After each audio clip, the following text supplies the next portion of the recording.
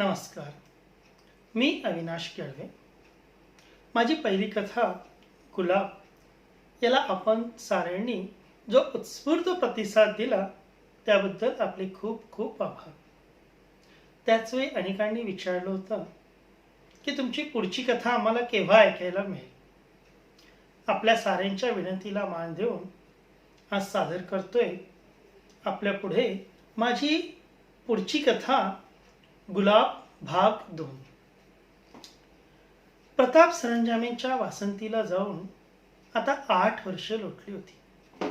या 8 वर्षात विठू आणि रखमा त्यांचे घर गडी न राहता त्यांच्या घराचाच भाग झाले होते.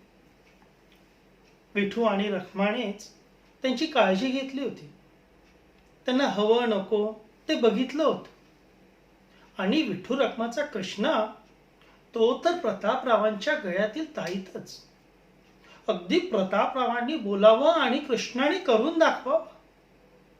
प्रतापरावांनीच कृष्णाचं सारं शिक्षण पूर्ण केलं होतं आणि आता प्रतापरावांचे सारे व्यवहार कृष्णाच बघत होता. एक दिवस कृष्ण धावतच आला. अप्पा अप्पा अप्पा, दादासाहेब वहिनीसाहेब परत भारतात येत आहेत. काय कौतिक, इतकी वर्षांनी. एका क्षणासाठी प्रतापरावांचे डोळे आनंदाने लकाकले, पण पुढच्या क्षणी त्यांच्या डोळ्यात संताप दाटून आला. वासंतीचे शेवटचे शब्द अजूनही त्यांना पुन्हा पुन्हा आठवत होते. बाळ आला का हो, बाळ आला का हो. पुन्हा पुन्हा ते वाक्य कानात आदळत होत. रागाने थरथरतच ते बोलले, कृष्णा, त्यांना सांग तुझी आई गेली तसेच अप्पा पण गेले. इथे तुझं कोणी नाही, येऊ नये.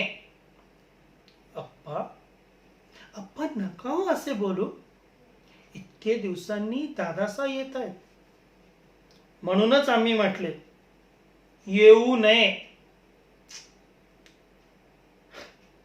अप्पांचा आवाज अजूनही रुक्ष होता. अप्पा प्लीज. अहो, रक्ताची नाती कधी दूर केल्याने दुरावतात का. दादासा चुकलेच, मान्य आहे. पण माई असत्या तर त्यांनी राग मनात ठेवला असता, दादासांना दूर केलं असतं. तुम्हाला माईंची शपथ, दादासांना माफ करा, पुन्हा जवळ करा. अहो, तुम्हाला तरी दुसरं कोण आहे. प्रतापरावांनी चमकून कृष्णाकडे बघितले. कृष्णा, तू बोलतोस.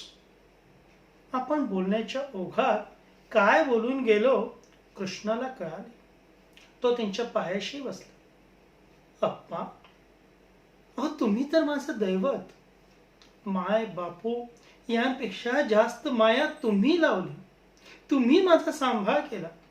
तुमचा आधार नसता तर, या वटवृक्षाची सावली मिळाली नसती तर.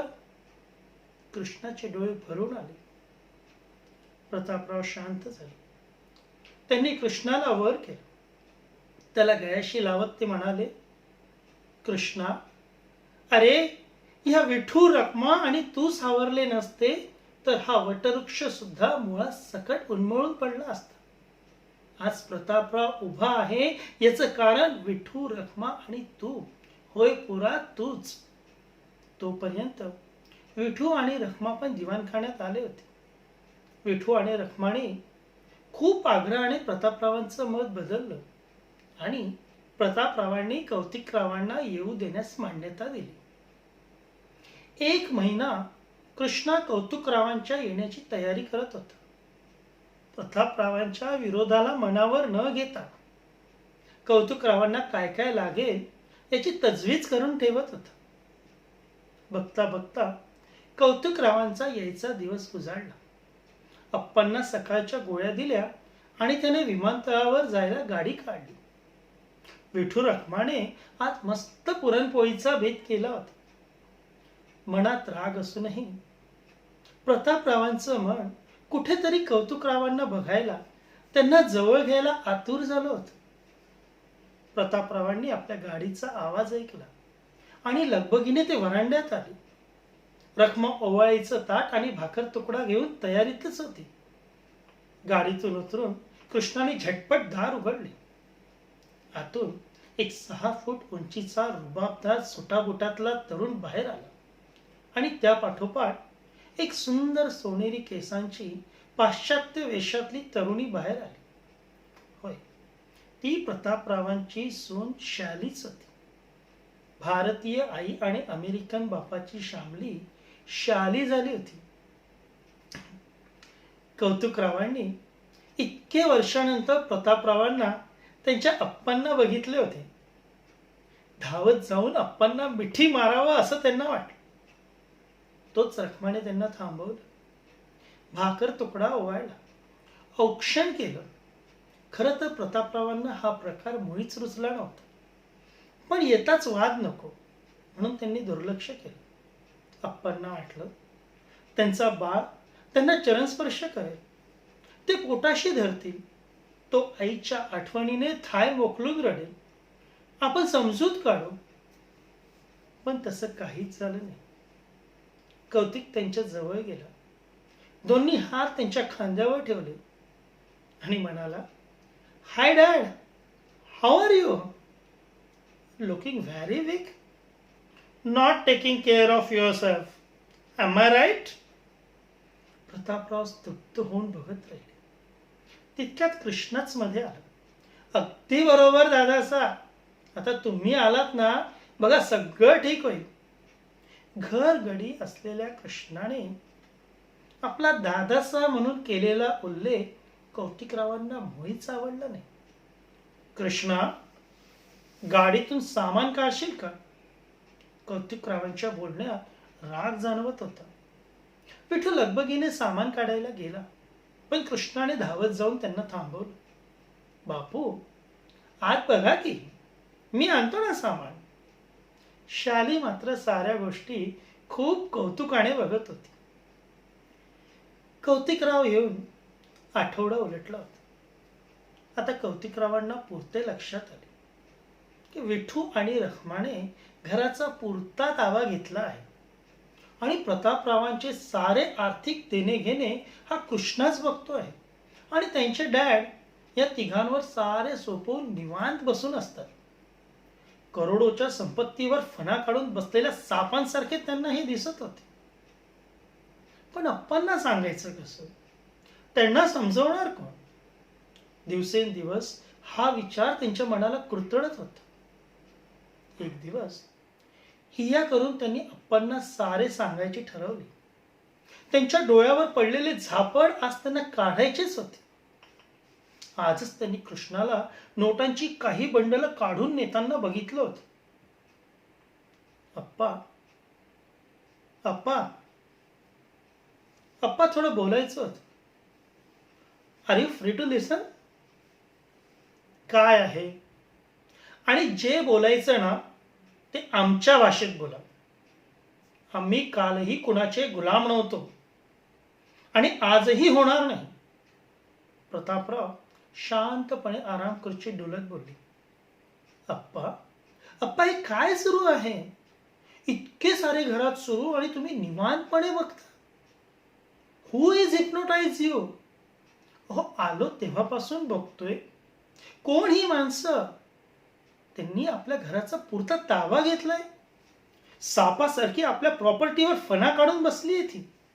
अहो, आपला एवढा मोठा वाडा जमीनदोस्तच गेला आणि तिथे ही झुडपी झाडं लावून ठेवली. अप्पा, आपण हेच एखाद्या डेव्हलपरला दिले असते तर इथे एखादा स्काय स्क्रॅपर टोलेजंग टॉवर उभा असता, एखादं पेंट हाऊस आपल्या ताब्यात असतं, 4-2 दुकानं आपली असती, शिकलेले मॅनर्स असलेले नोकर दमतीला असते. अप्पा, यांनी गोड बोलून तुम्हाला फसवलं. अहो, आपल्या तिजोरीतून तो कृष्ण सर्रास पैसे काढतो. मी बघितलंय आपल्या डोळ्यांनी. प्रतापराव शांतपणे आराम खुर्चीतून उठले आणि वासंतीच्या फोटोपुढे जाऊन उभे राहिले. मागणा आवाज आला. अप्पा, now I came. Don't take tension. I will handle the situation. Vithoba, Vithoba! प्रतापरावांच्या आवाजाने विठोबा धावतच वरांड्यात आला. कौतिकरावांना आणि सुनबाईंना जेवायला वाढा. कौतिकराव काही बोलणार तोच प्रतापरावांनी त्यांना हातानेच इशारा केला. जेवून घ्यायला सांगितलं. जेवून घ्या, आम्ही इथेच आहोत. कौतिकरावांना अप्पांनी त्यांचे मत शांतपणे ऐकून घेतले याचे समाधान वाटले. जेवण आटपून कौतिकराव वरांड्यात आले. अप्पा अजूनही शून्यात नजर लावून बसलेले होते. पुढे हो कौतिकरावांनी त्यांना हाक दिली. अप्पा, अप्पा! त्यांच्या बोलण्याकडे दुर्लक्ष करत प्रतापरावांनी आवाज दिला. विठोबा, विठोबा! धावतच विठोबा समोर येऊन उभा राहिला. विठोबा! प्रतापराव शांत पण गंभीरपणे म्हणाले. विठोबा, आपणच शेतात लावलेलं पीक सडले, नासले तर काय करायला हवे? विठोबा काही न कळाल्याने निरर्थक नजरेने भांबावून त्यांच्याकडे बघत राहिलं. विठोबा, आमच्या प्रश्नाचं उत्तर नाही मिळालं. काय करायला हवे? विठोबा, तू नाहीच बोलणार. आम्ही सांगतो. आज आमच्या सुपुत्राने सिद्ध केलंय आम्हाला काहीच कळत नाही. आमच्या डोळ्यात अंजन घातलंय. आम्ही चुकलोच. पण आता आमचा आदेश आहे. ताबडतोब सारे सामान बाहेर काढून. अप्पांनी एक दीर्घ श्वास घेतला आणि ठामपणे बोलले. कौतिकरावांना हे घर ताबडतोब सोडून निघून जायला सांगा. अप्पा, आर यू मॅड? कौतिकराव पुरते चकित होऊन म्हणाले. फॉर दिस, या नोकरांसाठी तुम्ही तुमच्या पोटच्या मुलाला घराबाहेर काढता आहात? What is this? आता मात्र प्रतापरावांचा चेहरा लाल बुंद झाला होता. कौतिकराव, दूर व्हा, चालते व्हा. तुम्ही आम्हाला नात्यांचं महत्व सांगतात. आईच्या शेवटच्या क्षणी पण न पोचणारे करंटे तुम्ही. बाप कसा आहे, कसा जगतो, कसा राहतो याची साधी विचारपूस न करणारे कृतज्ञ तुम्ही. ज्या तुमच्या आईच्या आठवणीत आम्ही आमचं म्हातारपण घालवतोय त्या गुलाब बागेला झुडपे बनायची बिशात दाखवणारे तुम्ही. अरे ही माणसं कोण आहेत कधी जाणलं? त्यांच्यामुळे आज आम्ही जिवंत आहोत. हा विठोबा, ही रखमा गाव शेती सारं सोडून आमच्यासाठी म्हणून इथे राहिले. आजवर आमच्या प्रत्येक गोष्टीची काळजी घेतली. ज्या कृष्णाला तुम्ही नोकर समजून वागवता आहात, आज तो या शहरातला ख्यातनाम सर्जन आहे. अरे तुझ्या आप्पापेक्षा जास्त दुप्पट पैसा कमावतो तो. पण माहितीये, आपलं शेतीचं उत्पन्न, प्रॉपर्टीचे पेपर, सारी संपत्ती कृष्णाने लॉकरमध्ये ठेवून दिली आणि हे घर तो त्याच्या पैशाने चालवतोय. आमची इच्छा नसतानाही फक्त आम्ही शिक्षणात मदत केली म्हणून. हा विठोबा, ही रखमा यांना घेऊन कृष्णा कुठेही जाऊन सुखात राहू शकला असता ना रे. पण पैशांनी भौतिक सुखाच्या गोष्टी विकत घेता येतात, जिवंत मनाची माणसं नाहीत. पण छान, तुम्हाला हे कसं कळणार? अप्पा, कौतिकरावांनी काही बोलायचा प्रयत्न केला पण प्रतापराव कढाडले. कौतिकराव, ऐकलं ना? निघा. हा प्रताप सरंजामे अजूनही खंबीर आहे. आम्ही आमचे निर्णय घेऊ शकतो. पुन्हा आपले तोंड दाखवू नका. प्रतापराव रागाने थरथरत होते. कौतिकरावांना कळत नव्हतं काय बोलावं. प्रतापराव ऐकण्याच्या मनस्थितीत नव्हते. कौतिकराव आणि इच्छा नसतानाही शाली त्यांच्या पाठोपाठ घराबाहेर पडले. कृष्ण आला तेव्हा सारं ऐकून त्याला धक्काच बसला. त्याने प्रतापरावांची खूप समजूत काढायचा प्रयत्न केला, पण ते आपल्या निर्णयावर ठाम होते. दिवसामागून दिवस उलटत गेले आणि तो दिवस उजाडला. आज प्रतापरावांचं स्वप्न, कृष्णाचं स्वप्न, विठू आणि रखमाचं स्वप्न साकार होणार होतं. नीटनेटका भाग, सुटाबुटातला रुबाबदार कृष्णा बघून दोन्ही हातांनी रखमाने आपल्या डोक्यावर बोटं मोडली. विठोबाचा ऊर अभिमानाने भरून आलेला होता. होय, आज कृष्णाने उभे केलेल्या इस्पितळाचे उद्घाटन होते. तयार होत कृष्णाने गाडी बाहेर काढली. प्रतापरावांना आदराने समोर बसवलं. विठोबा आणि रखमाला त्याने व्यवस्थित मागे बसवलं. प्रतापरावांनी एक वेळ कृष्णाकडे बघितलं आणि प्रेमाने हाक मारली. कृष्णा. हा, बोला आप्पा. काही नाही. त्यांनी त्याच्या डोक्यातून हात फिरवला, आपले पाणावलेले डोळे पुसले आणि म्हणाले, चला निघूया. अर्ध्या एक तासात गाडी एका अद्यावत प्रशस्त इमारतीसमोर येऊन उभी राहिली. वर मोठ्या अक्षरात निऑन साईनच्या प्रकाशात नाव चमकत होतं, वासंती प्रताप सुपर स्पेशालिटी हॉस्पिटल. समारंभात बऱ्याच मान्यवर डॉक्टर, राजकीय नेते आणि इतरांची उपस्थिती होती. रेड कार्पेटवरून चालत प्रतापराव, विठोबा, रखमा उद्घाटनाच्या जागी आले. कृष्णाने रिबन कापायला सजवलेली कैची असलेलं ताट प्रतापरावांपुढे केलं. प्रतापरावांनी कैची उचलली आणि विठोबा रखमाला समोर करून त्यांच्या हातात दिली. एवढ्या लोकांदेखत हा मान बघून दोघेही स्तंभित झाले. तोंडातून शब्द बाहेर पडत नव्हते. रखमाने विठोबाच्या हाताला हात लावला आणि विठोबाने रिबन कापताच वाद्यांचा एकच जल्लोष झाला. समोरच वासंतीचा अर्धाकृती पुतळा होता, गुलाबांनी सजवलेला. प्रतापराव भावुक झाले. कशाबशा भावनांना आवर घालत त्यांनी वासंतीला गुलाब अर्पण केले. छोटेखानी उद्घाटन समारंभ आटपून आणि पाहुण्यांची व्यवस्था लावून कृष्णा प्रतापरावांना हॉस्पिटल दाखवायला निघाला.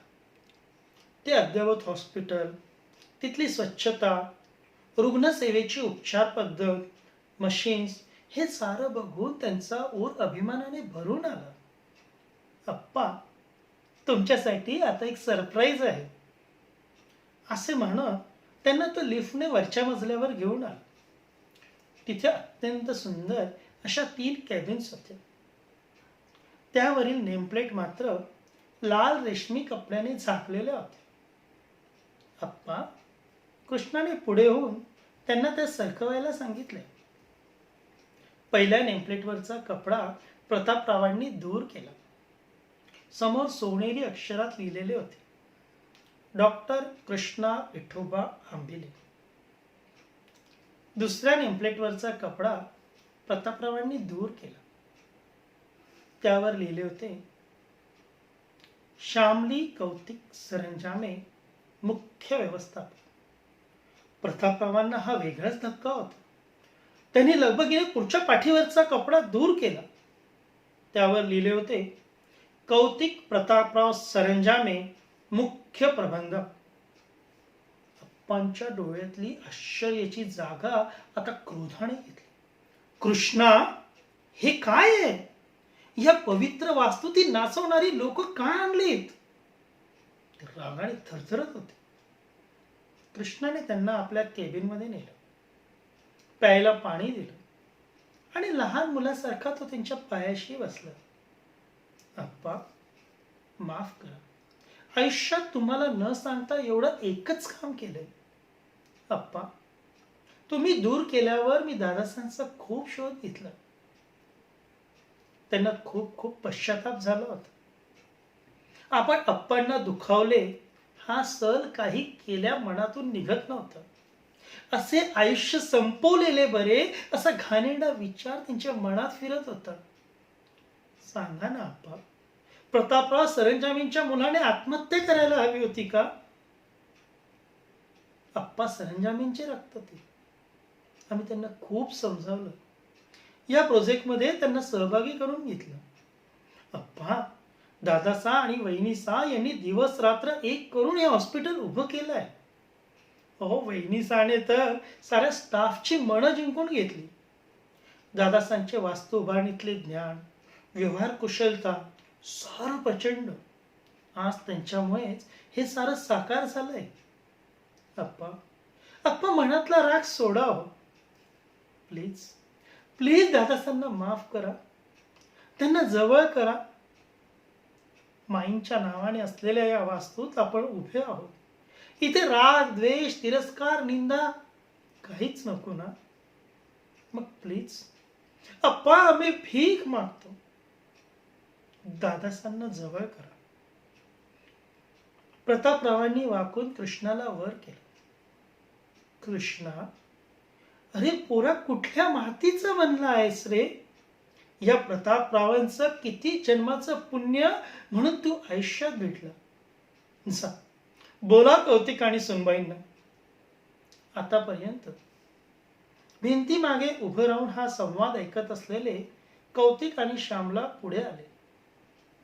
अप्पा, असं म्हणत कौतिकने प्रतापरावांच्या पायाशी अक्षरशः लोळून घेतले.